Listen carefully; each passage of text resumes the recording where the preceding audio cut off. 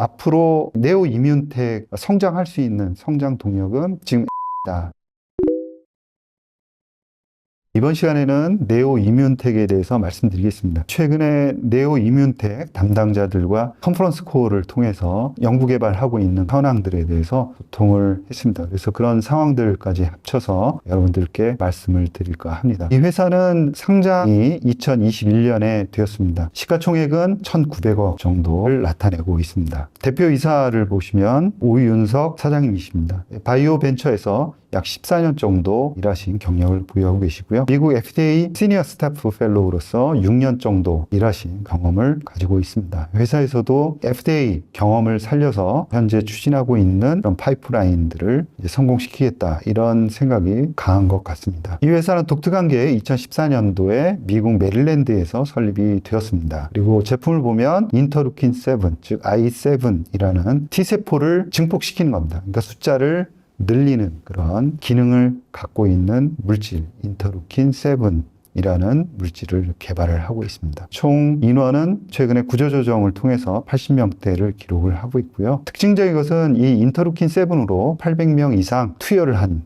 그런 데이터를 가지고 있다라는 거죠. 이 인터루킨 7을 갖고 연구개발 분야는 면역관문 억제제하고 같이 병용 치료하는 방법, 그 다음에 화학 방사선 치료와 함께 치료하는 그런 방법, 그 다음에 카티와 같이 치료하는 방법. 카티도 T세포 아니겠습니까? 그래서 T세포를 증폭시키는 그런 역할들을 인터루킨 7이 할 것이다. 그 다음에 항암 백신 쪽에서도 이 인터루킨 7이 쓰일 수 있다 보고 있고요. 기존 치료 접근법과 또 관련된 주요 효능 문제를 해결을 함으로써 새로운 병용 치료의 기회를 마련하겠다라는 전략을 갖고 있습니다. 인터루킨 7이 무엇이냐 살펴보면 효능과 안전성을 향상시킨 유전자 재조합체로서 우리 몸의 면역 체계에서 중요한 역할을 하는 T세포를 증폭시키는 역할을 합니다. 이 인터루킨 7을 가지고 연구 개발하는 업체들이 많지 않습니다. 따라서 이렇게 많지 않다는 것은 어떻게 보면 불리할 수도 있습니다. 왜 그러냐면 이 인터루킨 7이라는 게 과연 약효가 있는 것일까? 남들이 인정을 해준다, 먼저 연구 개발을 해서 증명을 해낸다 그러면 아마 네오 이뮨텍의 주가도 올라갈 것입니다. 그러나 그런 역할을 해주는 회사가 없는 거죠. 그래서 이 인터루킨 7이 T세포를 증폭하는 그런 효과가 있다는 것을 네오 이뮨텍이 계속 개척을 해 나가야만 하는 그런 불리함이 또 있는 거죠. 그렇기 때문에 효과가 있는지에 대해서 조금 더 포커싱해서 우리가 살펴봐야 될 것 같고요. 이 I7, 인터루킨 7이라는 이 물질은 인터루킨 7 엔지니어링 기술하고 그 다음에 항체 융합 기술을 합친 그런 기술로서 또 안전성과 효능 그리고 반감기를 크게 늘린 그런 물질이다라고 보시면 됩니다. 이 인터루킨 7의 작용 기전을 보면 한 3가지 정도에서 역할을 합니다. 한쪽에는 나이브 T세포, 아직 어떤 T세포로 발전할지 그 전 단계인 이 나이브 세포가 항원 제시세포로부터 항원을 전달받아서 예를 들어서 기억 T세포라든가 아니면은 활성화 정구세포로 바뀌기 전 단계에서 증폭을 시킬 수 있습니다. 그리고 이 나이브 세포는 기억 T세포로도 발전할 수 있는데요. 마찬가지로 증폭시키는 역할을 합니다. 예를 들어서 이때 그 기억 T세포에서는 카티와 병형치료제로 개발이 가능하고 아까 말씀드린 나이브 T세포를 증식하고자 할 때는 항암 백신과 병용해서 시너지를 낼 수 있다라고 보시면 되고요. 실제로 암을 공격하는 전구 탈진 T세포를 증폭시키기 위해서 면역관문 억제제와 병용으로 해서 시너지를 내는 이런 3가지의 이제 전략을 가지고 개발을 할 수 있는 약물이 인터루킨 7이다라고 보시면 될 것 같습니다. 인터루킨 7의 임상 결과의 특징을 살펴보면 생존 기간이 연장이 된다라는 겁니다. 그 다음에 T세포 자체도 증가가 됩니다. 표에서 나온 것들을 보면 이제 파이프라인에 있는 NID110 이거는 키트루다와 병용 치료하는 거고요. 췌장암, 대장암 이 2개의 암종에 대해서 임상을 진행을 하고 있습니다. 그 다음에 방사선이나 화학 항암 치료제하고 같이 병용하는 교모 세포종 여기서도 생존 기간이 연장됐다라는 중간 데이터를 발표를 하고 있습니다. 그리고 카티하고 같이 임상을 진행하는 NIT112 여기서도 그 T세포가 증폭이 됐다라는 것을 확인을 할 수가 있습니다. 그래서 이제 인터루킨 7을 넣었을 때 T세포가 증폭이 된다라는 것을 확인을 했다. 여러 임상을 통해서 확인을 했다라는 것을 우리가 알 수가 있고요. 네오 이뮨텍이 이제 공을 들이고 있는 파이프라인은 여러 개가 있습니다. 10개 가량이 있는데요. 이 중에서 집중적으로 연구 개발하고 있는 파이프라인을 본다 그러면 NIT 110 이것은 이제 고형암 좀 전에 말씀드린 대로 췌장암이라든가 또 대장암 쪽에 연구 개발을 하고 있고요. 현재 임상 1B, 2A상을 진행하고 있습니다. 그 다음에 CAR-T, 거대 B세포 림프종을 적응증으로 해서 연구 개발을 진행을 하고 있고요. 임상 1상입니다. NIT A01, 급성 방사선 증후군, ARS에 대해서 이제 회사가 기대를 좀 많이 갖고 있는 상황이고요. 그 다음에 NIT 114 특발성 CD4 림프구 감소증 ICL에 대해서도 올해 말에 IND를 넣겠다 이렇게 이제 얘기를 하고 있습니다. NIT 110부터 먼저 보시면은 펜브롤리주맙하고 같이 병영 치료를 합니다. 최근에 췌장암 임상 1, 2상 중간 결과를 이제 우리가 표로 보고 계신데요. 특징적인 것은 표에도 나타나고 있지만 전체 생존 기간이 췌장암 같은 경우에는 다른 치료제들이 별로 없죠. 그래서 항암, 화학항암 치료제하고 비교한 데이터가 나와 있습니다. MS 같은 경우에는 11.1개월, 경쟁 약물 같은 경우에는 6개월 정도, 7개월 이런 상황인데 11.1개월로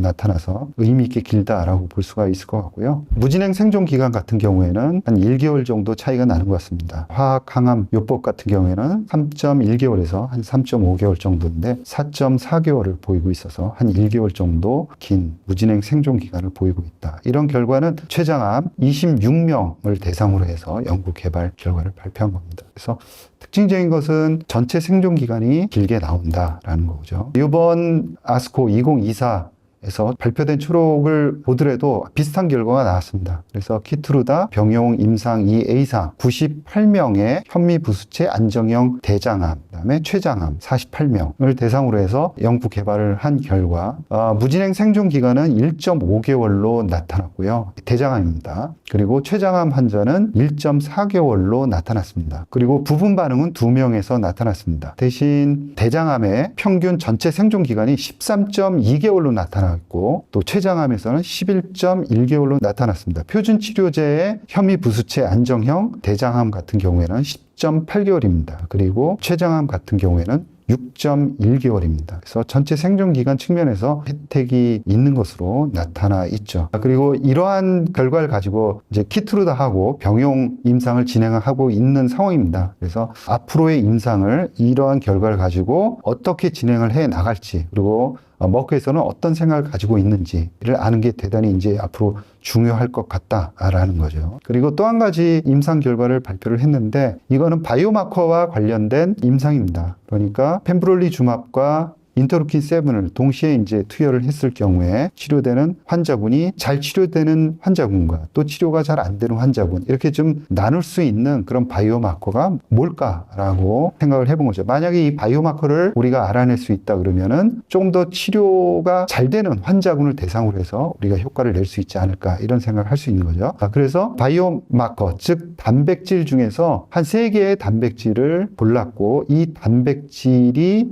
만약에 활성화되어 있는 그런 암 환자분은 치료가 잘 안 되더라라는 그런 특징을 발견을 한 겁니다. 그래서 잠재적인 바이오마커로 사용할 가능성이 있다라고 생각을 네오 이뮨텍은 하고 있는 거죠. 그래서 환자군을 분류를 했습니다. 파지티브. 그래서 바이오마커 2개 이상 있는 치료가 잘 안 될 것으로 생각이 되는 환자군. 그 다음에 네거티브. 이런 바이오마커, 즉 이런 단백질이 1개 이하로 발현이 많이 되어 있는 환자군으로 이렇게 나눈 겁니다. 그래서 이 병영요법으로부터 수혜를 볼 수 있는 환자군을 선별하는 데 도움을 줄 수 있는 바이오마커 3가지 단백질의 농도를 제시하는 그런 임상을 진행을 하고 있고요. 보다 명확한 임상 결과를 확인을 하기 위해서 독립적인 시험군을 통해서 임상이 현재 진행이 되고 있다고 합니다. 그래서 여기서 나오는 결과에 따라서 앞에서 말씀드린 그런 치료 효과를 조금 더 늘릴 수 있지 않을까라는 거예요. 그래서 오히려 이 바이오마커에 조금 더 관심을 가질 필요가 있지 않을까라는 거죠. 그리고 CAR-T입니다. CAR-T를 말씀드린 거는 이 인터루킨 7이라는 게 T세포를 증폭하는 역할을 하니까 CAR-T도 T세포죠. 그래서 T세포를 다시 확장을 해야 되는 겁니다. 이 CAR-T라는 것은 원타임 트리트먼트로 개발이 되는 거죠. 그래서 주입 후에 약 800일까지 효과가 지속되는 그런 경향이 있습니다. 그래서 이 치료 효과를 높이기 위해서는 이 CAR-T를 증폭시킬 필요가 있다라는 겁니다. 그래서 CAR-T를 투여를 한 다음에 CAR-T 레벨이 또 감소를 하게 되면 다시 인터루킨 7을 투여를 해서 T세포를 증폭시키는 그런 역할을 하는 거죠. 그렇게 되면은 T세포의 값비싼 CAR-T 치료제의 효과를 더 강화할 수 있지 않을까라는 그런 아이디어입니다. 그래서 CAR-T와 인터루킨 7을 병용함으로 인해서 감소하기 시작하는 T세포 수를 늘려서 치료의 지속기간을 연장시키겠다라는 전략으로 이해를 하시면 될 것 같습니다. 그래서 그래프를 보시면은 CAR-T를 확장하는 그런 임상 결과들을 보면은 인터루킨 7을 투여했을 때 CAR-T 세포가 증폭되는 것을 확인을 합니다. 그래서 곡선은 이 낙타 곡선처럼 처음에 투여했을 때 CAR-T가 증폭됐다가 그 수가 줄어들었다가 다시 인터루킨 7을 투여했을 때 21일째부터 CAR-T가 다시 증폭되는 그런 데이터를 확인을 할 수가 있습니다. 네오 이뮨텍은 지금 현재 또 다른 전략으로 패스트 트랙 전략을 사용을 하고 있습니다. 그래서 빠른 승인을 받을 수 있는 림프구와 관련된 질병을 주요 적응증으로 선정을 했습니다. 그래서 급선 방사선 증후군 그리고 폭발성 CD4 림프구 감소증 이 두 증후군을 통해서 조기에 FDA의 승인을 받아서 매출을 올리겠다 이런 전략이라고 보시면 될 것 같습니다. 자세히 살펴보면 미국 연방정부 산하기관 NIAID가 지정한 CRO를 통해서 현재 ARS와 관련한 설치류 실험 진행을 완료를 했습니다. 조금 전에 말씀드린 대로 급성 방사선 증후군 같은 경우에는 사람을 대상으로 해서 임상을 할 수가 없기 때문에 두 차례에 걸쳐서 동물 실험을 합니다. 그래서 소동물로 한번 하고 그 다음에 좀 더 대동물로 진행을 하는 그런 두 개의 임상을 진행을 하는 거고요. 거기서 설치류 임상이 완료가 되었다라는 말씀을 좀 전에 드린 거고요. 이제부터는 이 설치류 임상 결과 발표, 그 다음에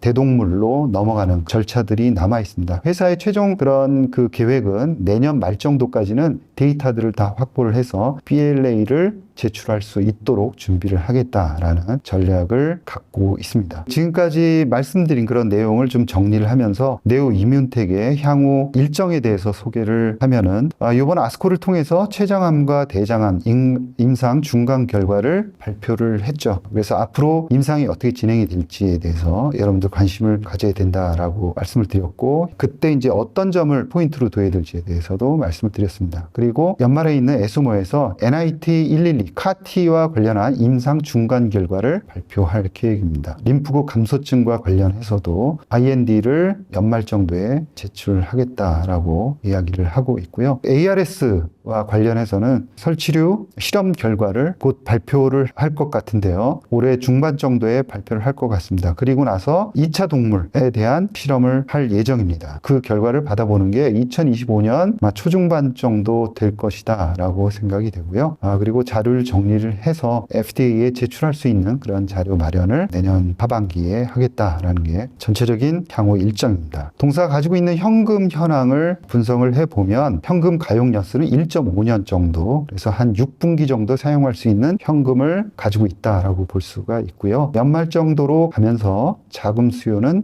있을 것이다 라고 저는 보고 있습니다. 동사의 투자 포인트에 대해서 정리를 하겠습니다. 가장 중요한 점은 앞으로 성장할 수 있는 성장 동력은 지금 ARS, 그 다음에 머크와의 병용 임상이다. 저는 이렇게 두 가지로 보고 있고요. 그래서 ARS 관련해서는 향후에 진전되는 그런 상황들을 잘 지켜봐야 될 것 같습니다. 그리고 대표이사께서도 FDA 경험이 많으시기 때문에 아마 어떤 요구 상황이 있는지를 잘 알고 전략적으로 접근하지 않을까 그런 기대감을 갖게 합니다. 그래서 향후에 진전되는 것을 좀 잘 지켜봐야 될 것 같고요. 그 다음에 어떻게 보면 이 회사의 스윙, 처음에 상장했을 때 이 회사의 투자자들이 갖고 있었던 그런 기대감은 아마 머크와의 병영 투여가 가장 중요하지 않을까. 그리고 만약에 거기서 임상 결과가 잘 나온다면 확장성이 굉장히 높다라고 볼 수가 있습니다. 그렇기 때문에 이 머크와 관련한 병용 치료가 가장 중요하다라고 볼 수가 있고요. 현재 아스코에서 나온 그런 결과들, OS 같은 경우, 그러니까 전체 생존 기간에서는 길게 나왔단 말이죠. 이 점을 머크가 어떻게 생각하느냐가 대단히 중요하다라고 생각을 하고 있고요. 그 점을 조금 더 향후에 개선시킬 수 있고 이런 방향으로 개선시켜 나갈 것이다라는 것을 아마 네오 이뮨텍이 제시를 해야 되지 않을까라고 생각을 합니다. 그 중에 하나가 바이오마커 임상 결과지 않을까라고 생각을 합니다. 지금 현재 진행하고 있는 그런 임상 결과가 향후에 이 바이오마커를 선별한 그런 결과가 어떻게 나오는지에 따라서 앞으로 임상이 더 자신감 있게 진행이 될지 어떨지가 결정이 되지 않을까 싶습니다. 따라서 여러분들은 네오 이뮨텍이 발표하는 그런 임상 결과들에 대해서 조금 더 관심을 갖고 지켜보시길 바라겠습니다. 이상으로 네오 이뮨텍에 대한 설명을 드렸습니다. 여러분 감사합니다.